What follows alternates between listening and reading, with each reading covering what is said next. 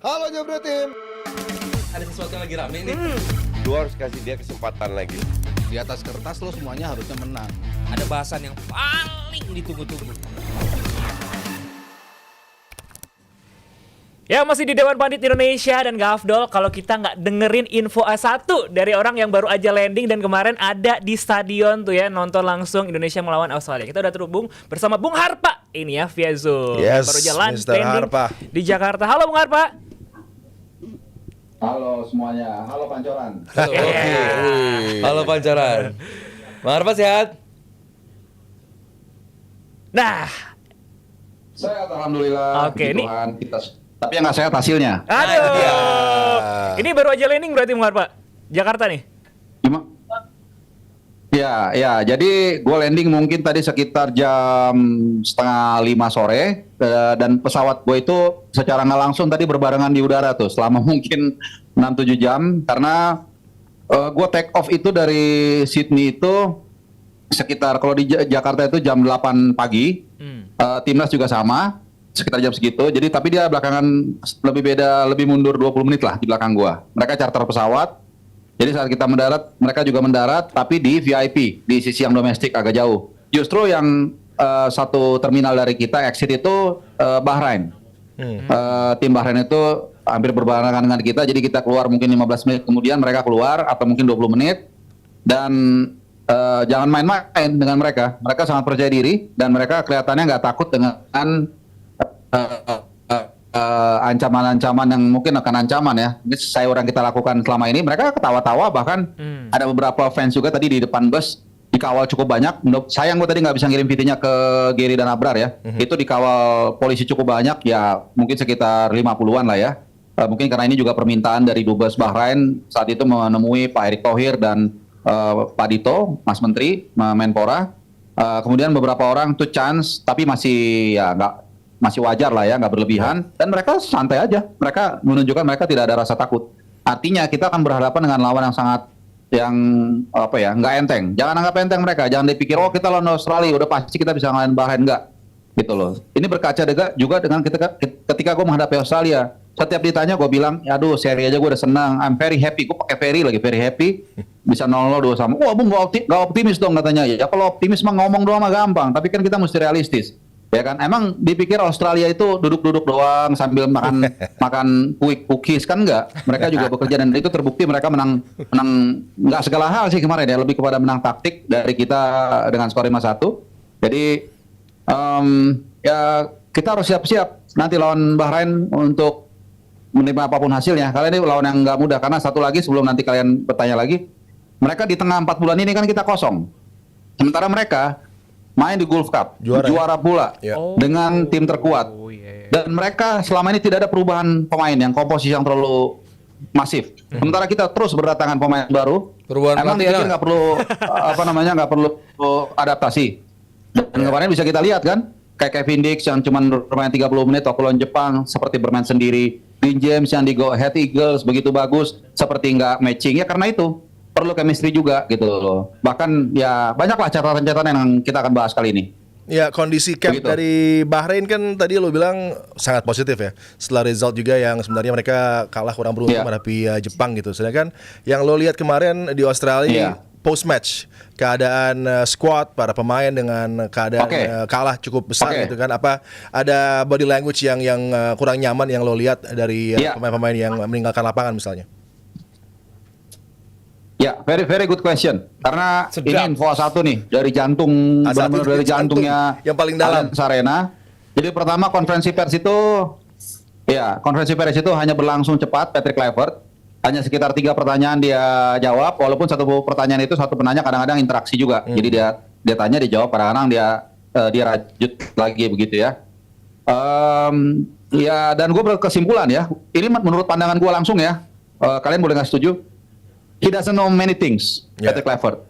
Jadi kalau gue boleh berpendapat nih di sini ya, kalau gue boleh berpendapat ya, mendingan Alex Pastur yang jadi pelatih. Oke, tapi leave it alone soal itu. Itu yang pertama. Yang kedua, soal di mix zone. Ya di mix zone itu gue menginterview Bendoorstop ada Eleanor Reinders, which is he's a very good person.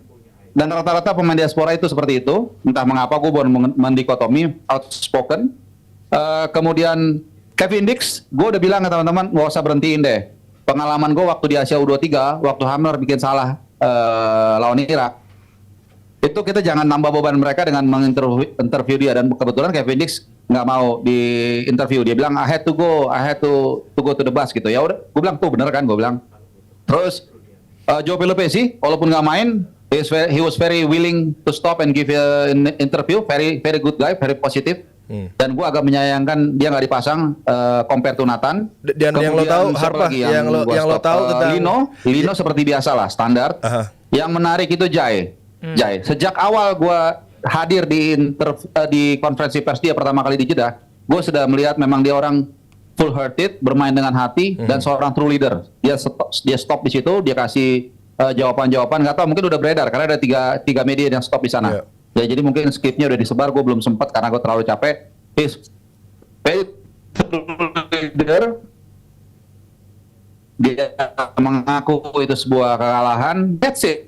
Merupakan soal kekalahan ini emang kalah. Bangsa kita tuh harus belajar mengerti bagaimana ketika kita kalah. Jangan maunya menang doang. Karena kalau kita paham kalau kita itu bisa kalah dan mau mengakui kita kalah, maka kita bisa maju. Jadi kita tahu nih, oh kalah karena ini gitu. Walaupun nggak bisa juga dibilang Patrick Kluivert gagal. Ini it's just one game. Walaupun ini game yang hancur lebur, tapi nggak bisa juga kita terlalu cepat untuk mengambil keputusan bahwa ini gagal. Give him a chance. Ya walaupun ini tidak mudah. Dia perlu benar-benar harus ada perubahan yang bagus, mentality yang bagus. Mungkin kita berharap minimal. Kalau gue nih ya, gue lagi-lagi beda nih. Jangan kalah aja lawan Bahrain. Karena kalau kita lawan Bahrain, udahlah, diruntuh semua. That's it. Udahlah, forget it. Tapi kalau kita seri minimal ya, ini minimal, bukan gue berharap. Semua orang maunya menang, udahlah itu gampang. We still have a chance towards to the next game against China, walaupun makin mengecil. Tapi tentu jawaban semua ini adalah kemenangan. Betul tadi yang dibilang sama siapa, Mas Haryo atau Bro Aldi. Gue udah bilang berkali-kali, mau pakai bek kanan semua, mau parkir tank, kalau kita pulang menang gak ada yang protes. Jadi mulai sekarang, tanamkan di kepala kita, main cantik ball position itu gak ada gunanya. Selama kita bawa kemenangan, kita bisa memberikan kejayaan. That's the most important thing. Yes. Harpa, lo punya info tentang kenapa Joey Pelopesi nggak jadi starter, nggak main di pertandingan kemarin? Karena lo sempat ngobrol sama dia, apakah ada kendala dengan fitness dia, ada slight knock atau apa? Oke, fitnessnya sih enggak lah. Gue yakin enggak, karena gue lihat juga ya dia normal-normal aja dan nggak ada kabar apapun, nggak ada. Dia juga masuk line up 23 line up BSP. Gue juga sempat nanya, gue bilang when you knew that you're gonna be naturalized, then officially naturalized, did Patrick Kluivert say something to you like you gonna be a starter or not? No. He never said it until the end of the approach the game. Jadi dia nggak bilang apa-apa. Jadi nggak ada indikasi bahwa dia akan jadi DM apparently. Yang mengejutkan adalah honestly buat gue ya.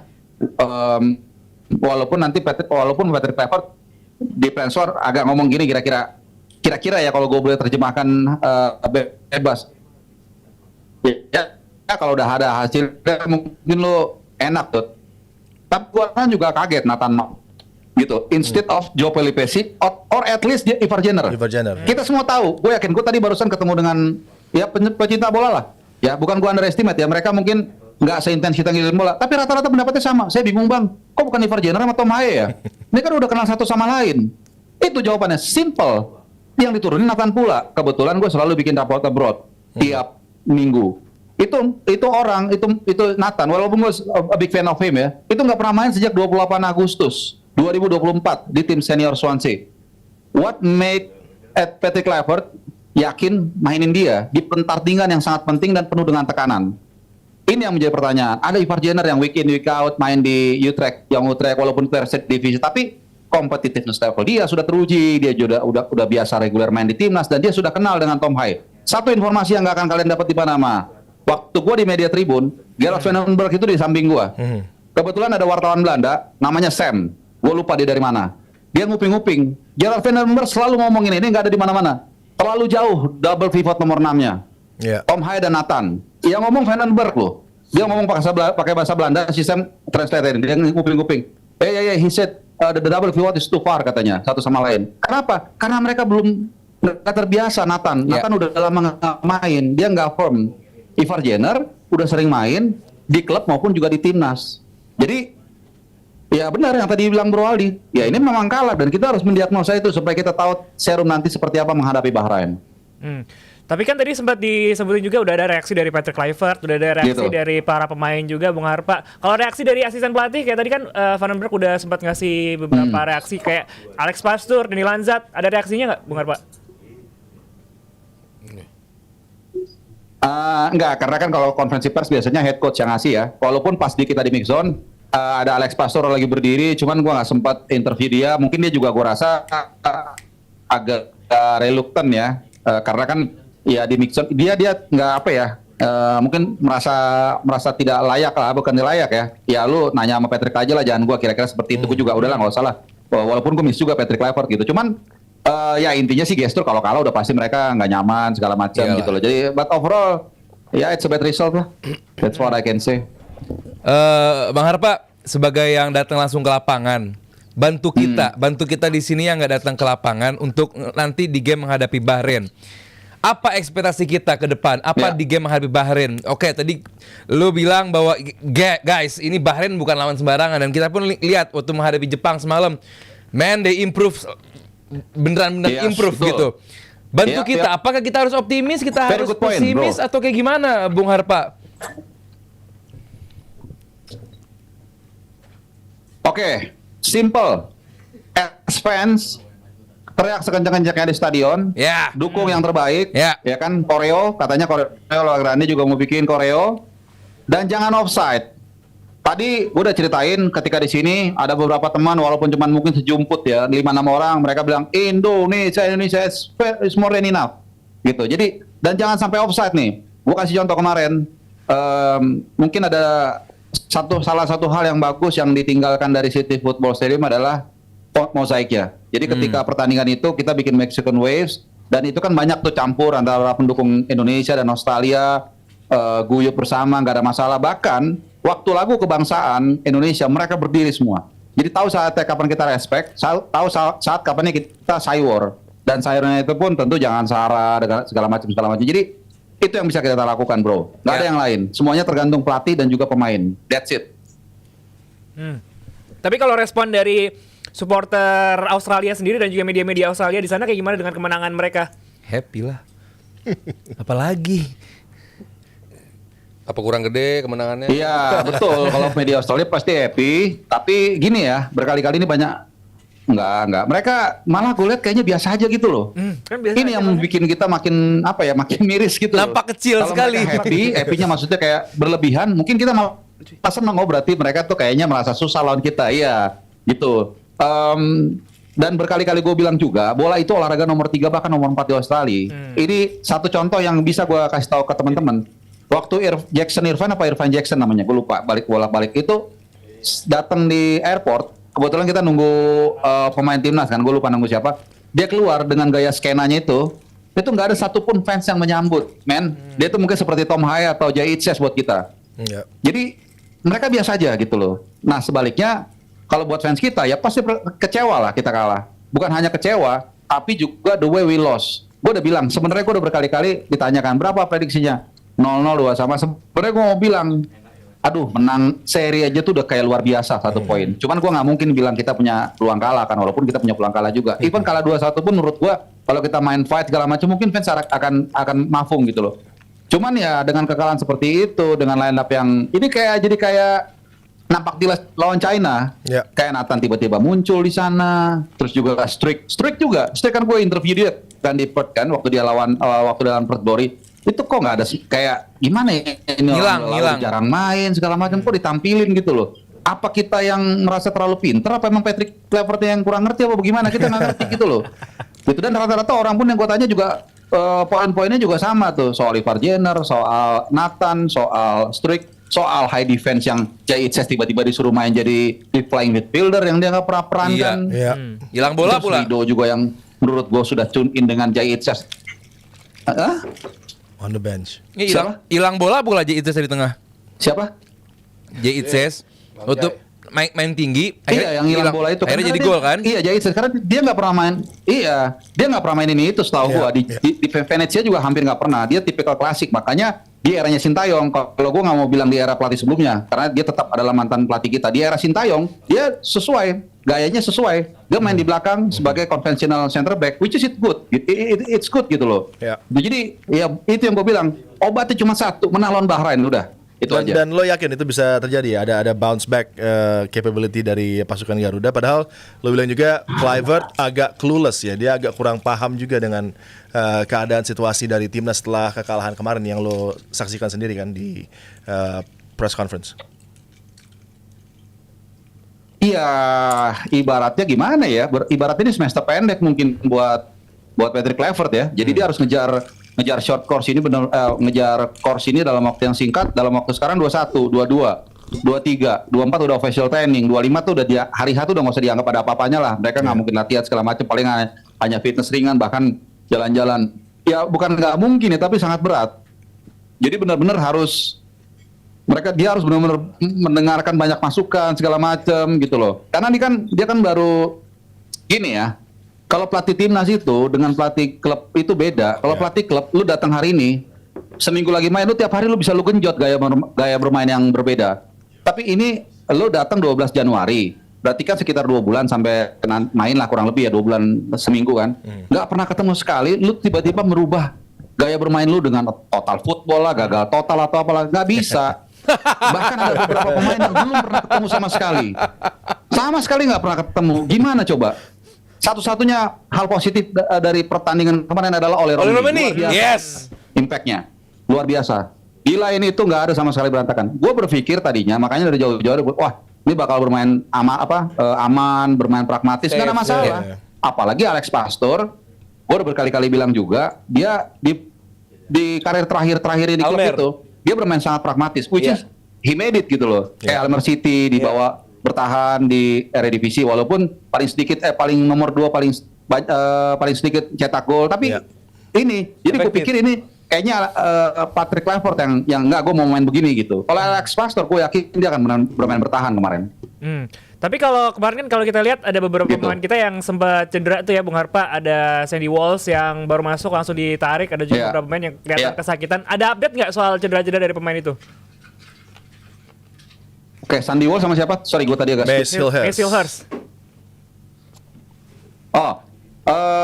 Mace Hilgers, gue nggak ngelihat sama sekali, tapi Sandy Walsh sudah bisa jalan. 2 kali gue ketemu saat di mix zone dan juga di bandara. Gitu, jalannya agak nggak lempeng tapi nggak pincang lah. Gitu, jadi mungkin Sandy Walsh harusnya sih aman. Tapi kalau untuk main nanti 4 hari lagi gue nggak tahu. Dan gue rasa nggak ada masalah. Bukan nggak ada masalah sih, maksudnya ya nggak ada masalah karena masih ada Kevin Dix. Walaupun gue lebih prefer naruh Sandy Walsh sebagai bek kanan.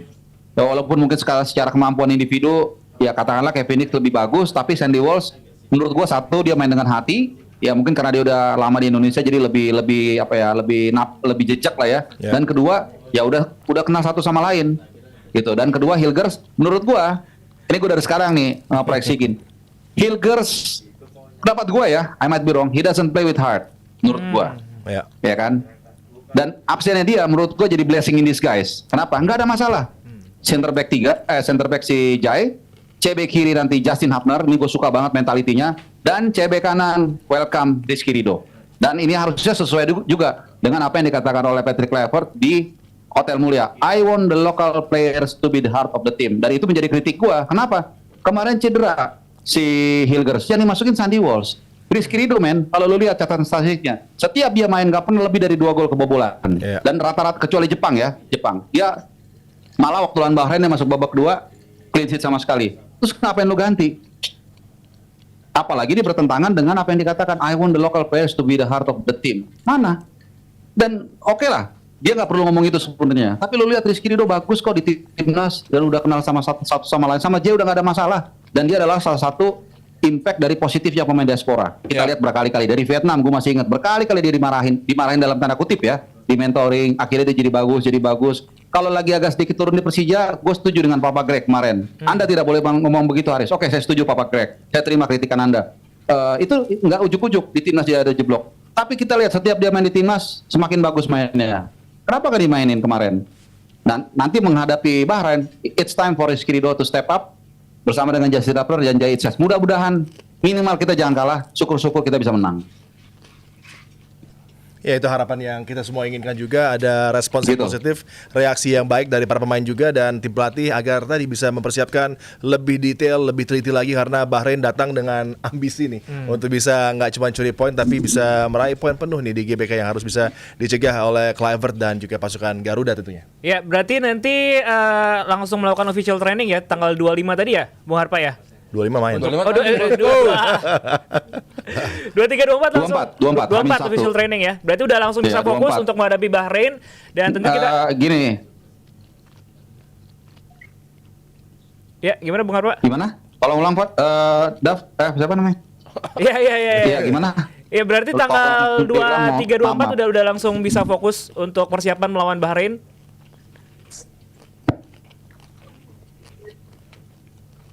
Iya pasti hari ini kan sampai tadi sekitar jam 4:30 lah kurang lebih ya. Jadi biasanya nanti mereka recovery dikit. Besok tuh udah pasti latihan. Mungkin di Stadion Madia, biasanya nggak di lapangan ya akan dimainkan.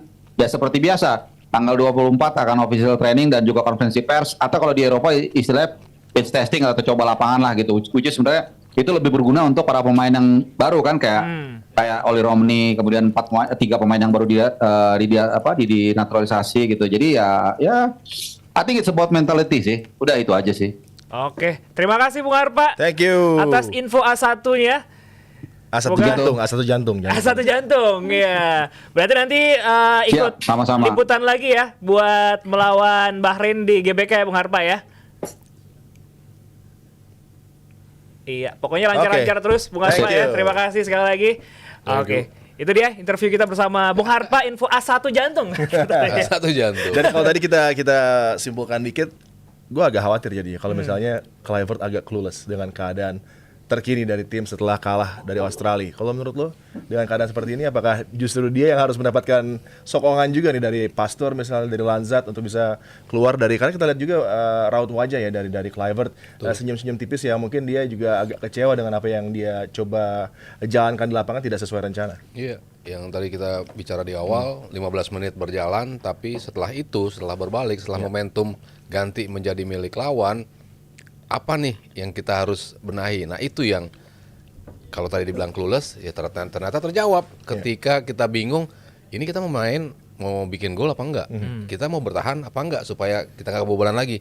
Tapi dua-duanya kalau istilah Adi abu-abu ya, jadi bingung kan? Limbo ya. Iya, di mana nih kita kaki kita ada di mana mau main seperti apa? Nah itu yang menurut gua belum diadres sama Patrick Kluivert. Dan tadi ketika Harpa bilang dia clueless, ya akhirnya terjawab karena apa yang kita harapkan dari seorang pelatih untuk in game management ya kemarin belum terlihat. Ya moga-moga di game pertama deh. Setelah itu ya pasti ya Pak Erik pasti akan turun. Kita harus kan biasa turun ke ruang ganti lah kemana. Pokoknya dia biasa menginin timnya. Apa yang harus dilakukan, how kita butuh kemenangan di game berikut. Dan itu kalau kemarin katanya lawan Arab Saudi ada impact-nya seperti itu, ya kita harapkan juga lawan Bahrain bisa terjadi. Dan yang gue pengen garis bawahi selalu, ini bukan automatic win lagi loh. Kita selalu bilang Bahrain kita di sana dicurangin lah ya, kita kehilangan poin di sana, di Jakarta kita balas. Belum tentu akan otomatis seperti itu gitu. We have to earn the win gitu. Dan kebukti Jepang earn-nya dengan susah payah kemenangan kemarin. Nah kita pasti akan menghadapi hal yang sama. Tapi kita bisa nggak nge-crack defense mereka ya. Ego dari Kluivert, apakah dia akan bisa dipijit dikit nih egonya untuk nggak selalu dengan taktik yang dia sukai, yang dia tahu bagaimana itu bisa memberikan gaya yang ekspansif, karena kita perlu result. Apakah dia akan coba untuk merubah? Gua pengen tahu diskusi antara Pak Erik dan Kluivert bahwa hey Kluivert, tolong bawa tim ini menuju World Cup. World Cup yang mana? 2026 kah atau 2030 kah? Gitu loh. Karena yang dipresentasikan di DPR itu adalah targetnya adalah 2030. Apakah 2030 bersama Kluivert atau yang mana gitu. Cuman gue pengen tahu seberapa urgensi diberikan kepada Kluivert untuk menang. Bukan hanya sekedar mengimplement gaya sepak bola atau the way I play football gitu loh. Jadi buat gue soal gaya itu masih nomor sekian karena ini timnas Indonesia gitu kan yang butuh menang gitu. Beda kalau kita nanti bicara soal klub Eropa dan lain-lain gitu. Ini bicara yang sangat amat dekat dengan kita. Kita bener-bener udah lah, nggak usah munafik soal kita pengen gaya yang menghibur ini. Nggak, yang penting kita butuh menang. Ini Indonesia. Kita bukan Iya. kita bukan Jepang, kita Kita bukan bukan Spanyol. Jepang gitu loh. Maksudnya udah nggak usah naif, kita butuh menang. Apapun caranya gitu. Tadi Bung Harpa udah bilang bahwa kita butuh menang apapun caranya gitu loh. Mau gayanya pakai back kiri semua, mau pakai gaya back kanan semua, gue setuju juga. Yang penting menang dan menghadapi Bahrain, lawan yang mungkin beberapa bulan lalu, di akhir tahun lalu mungkin lawan yang kita bisa menang. Cuman kondisi sekarang kok mereka nampak improve percaya diri sekali. Kok justru kita yang nampak turun nih gitu loh. Sekarang yang nampak pede menang justru mereka gitu. Bisa kayak ini diputar balikan. Gitu aja sih.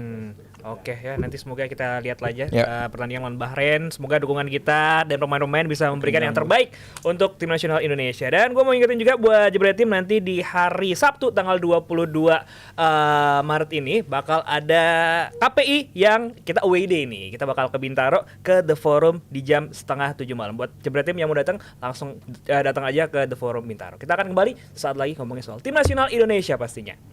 Halo Jebret Tim. Ada sesuatu yang lagi rame nih. Lu harus kasih dia kesempatan lagi. Di atas kertas lo semuanya harusnya menang. Ada bahasan yang paling ditunggu-tunggu.